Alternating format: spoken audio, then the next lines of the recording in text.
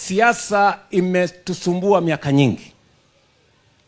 Siasa inaendeshwa kwa mirengo, kwa ubaguzi, kwa ukabila, kwa mambo ambayo yanatenga Wakenya wengine. Na ndio tumekubaliana safari hii. Mimi nilitoa ahadi. Wengine walikuwa wanasema huyu Ruto anasema uongo.